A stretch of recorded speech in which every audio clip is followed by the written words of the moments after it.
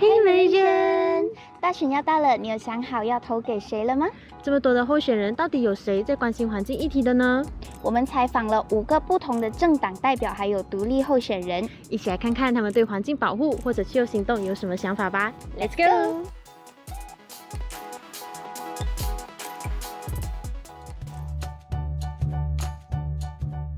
政党不同 Hope Muda I think DAP 行动党应该是行动党提到比较多吧。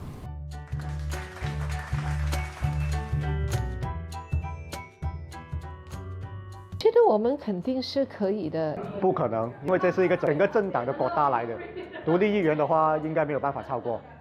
绝对可以啊，因为这一项工作部署里面的这一个 definition 的概念就是马华提出来的。政党哦，它的9大政纲里面哦，其中一条就是 Perlindungan Alam Sekitar 的。OK， 如果今天把我送入国会，我会在里面要求财政部增加这个保护环境，给这个我们的 Kementerian Alam Sekitar 更多的拨款，以进行这个环境保护的教育运动。Well, we don't have as many MPs as DAP or PKR, but hopefully we will, each of us will be more than per capita from DAP or PKR in the future.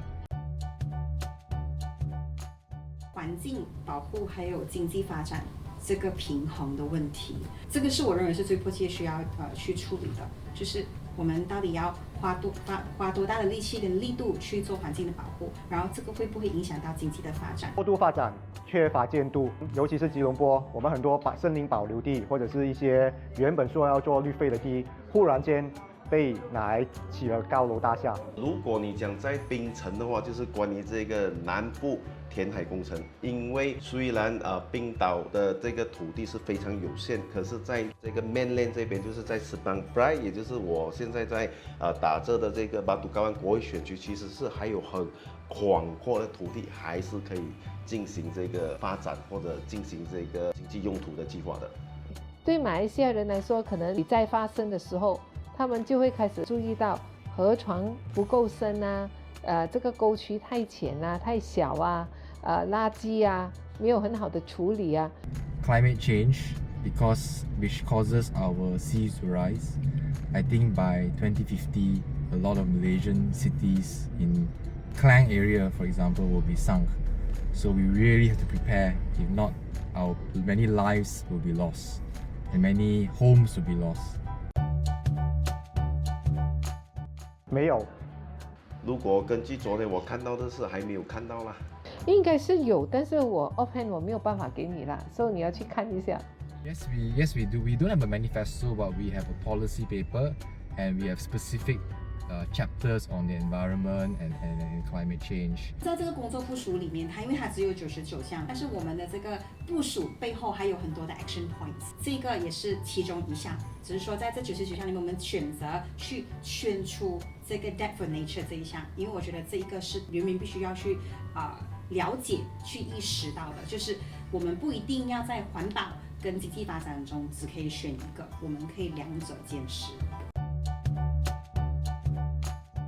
我觉得它的 sustainability 是在于你在环保的同时，你也能够确保人民温饱。你解决了这个温饱的问题，我们人就会吃得饱、睡得好，然后环境也收饱，这样子。所以它是一个平衡的工作，是一个 balancing act。所以这个是我们接下来5年的这个计划。我觉得从教育开始是最重要的。如果我当选的话，我会利用国会议员的资源去宣导我们的下一代，无论是在影片上或者是在软性的宣传上，让他们知道这个地球就只有一个。公共环境过度发展呢，是我们吉隆坡面对一个很重要的一个问题。所以我们在要如何去在发展还有环境保护之间得到一个平衡。我觉得现在的那个状况是已经失衡了的，有点向地产商那边去倾斜。所以作为一个立法议员，我们需要有强力的监督，我们要执法单位在这个没有贪污的情况下，真正的去实行他们监督的责任。I think most importantly, we must have a climate change act so that it's put into law how much carbon limits that we have to achieve, how much pollution levels we have to manage, so that the government is held accountable. Because now it's just you talk and I talk, you need to put it into law. Like the UK, Australia, they all put it into law already. So it's about holding the government to account.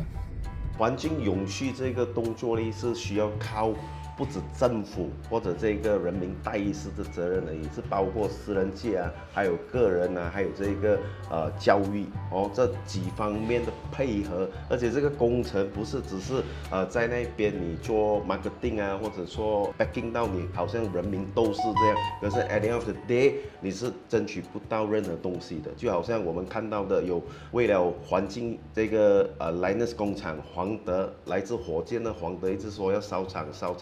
到最后也没有，我们只是看到这个楼梯响，可是不见人下来，所以是说这个东西还是更实在一点的，增加这个保护环境的破管，然后从教育开始做起，邀请私人界跟政府一起配合哦，让更多的这个我们说个体啊，就是 individual 更多 involve 在这个 environmental protect 这边。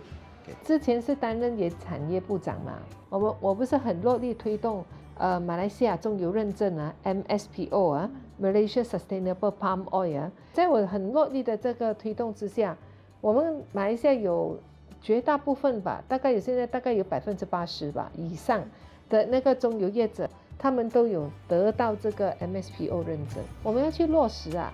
讲是没有用，讲我们可以在国会，在现在接受你的访问任的时候可以讲很多东西，但是当你执政有权力的时候，你怎么去落实，去确保所有这个，如果我是负责还是原产业部的话，整个棕榈业的那一个生产过程都是符合环境符合环保的。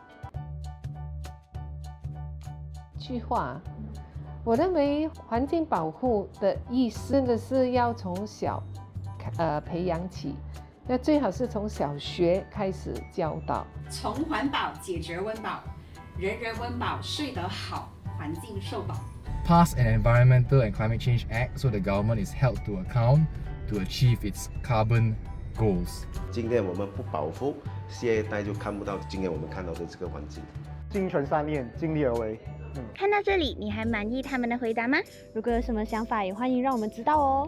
当然，也要感谢这些愿意接受我们访问的候选人。不管最后是由谁来当选，也希望他们可以讲到做到，为我们的环境跟永续出一份力。所以记得把这支影片大力 share 出去。那么今天影片就到这里咯，感谢大家的收看，我们下次见。拜拜。你手中的一票是一个很难能可贵，经过很多人争取回来的一个权利。To all Malaysians, please remember to exercise your right to vote. 去查阅 MySPRCMA 网站，去查清楚你在哪一间学校、哪一个投票站投票。11月19号，10月19号约定你选政府，改朝换代，稳政治，拼经济。国家进步全靠你。不管你投谁都好，记得呼吁我们的人民代议士多多关注马来西亚的大自然的环境，不是只是政治环境。No, environment and climate change may not be on top of your mind, but it will be a very important issue in the next 10-20 years. So please vote also for a party that champions the environment and climate change. 请珍惜你的选择权。大家一起回家投票。谢谢各位。